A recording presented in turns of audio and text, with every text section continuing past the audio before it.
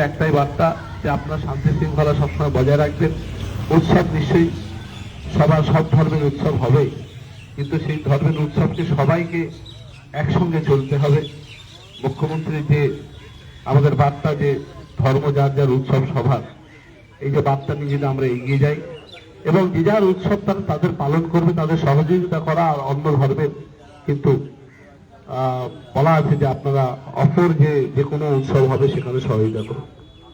এবং আমরা চাইব আমাদের মাননীয় মুখ্যমন্ত্রী কতগুলো বিষয় বলেছেন আপনাদের, যে আপনারা জানেন প্রায় মুখ্যমন্ত্রীর পক্ষ থেকে সরকার প্রায় আপনাদের পূজা কমিটিগুলোকে প্রায় 1,10,000 টাকা তিনি প্রদান করেছেন। ইতিমধ্যে আমাদের সাহেব এমএলএ সাহেব আপনাদের সে চেক বিলি করবেন। এছাড়াও আপনারা জানেন ইলেকট্রিকের সাবসিডি দেওয়া হয়েছে, অর্থাৎ 80% সম্ভবত আমার মনে হয় 80% ইলেকট্রিকের সাবসিডি দেওয়া হয়েছে। অর্থাৎ আপনি যে ইলেকট্রিকটা জ্বালাবেন সেটা যদি অ্যাড করা যেত, সেটা যদি ক্যাশ পয়সা দেওয়া যেত, প্রায় 3 লাখ টাকার কাছাকাছি হয়তো একটা পূজা কমিটির কে দেওয়ার মতো একটা জায়গা তৈরি হয়ে যেত।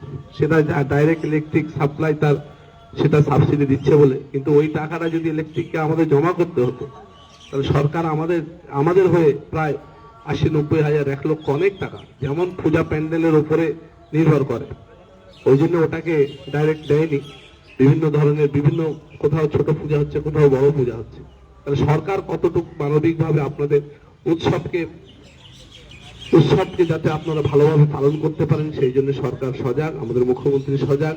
ইতিমধ্যে আপনারা জানেন আমাদের মাননীয় সাংসদ অভিষেক বন্দ্যোপাধ্যায় আপনাদের পূজা কমিটিগুলোকে আপনার আর্থিক একটা অনুদান দিয়েছেন, যাতে আপনারা কিছুটা আপনারা সাশ্রয় হয়।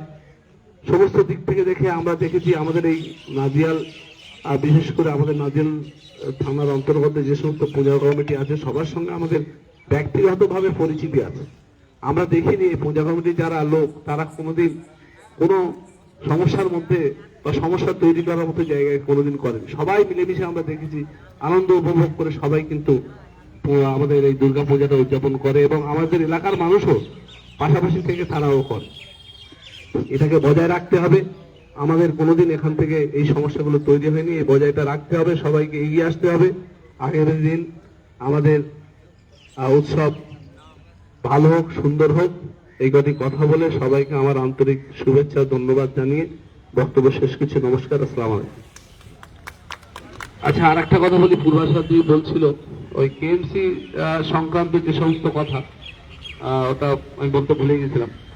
আমাদের আজকের বড় মিটিং হয়েছে, আমরা সব কাউন্সিলররা ছিলাম, এবং সেখানে প্রত্যেকটা বড় মিটিং হয়, যে কোনো উৎসবের আগে প্রত্যেকটা বড় মিটিং হয়, এবং সেখানে এলাকার সমস্যা নিয়ে আমাদের তুলে ধরতে হয়।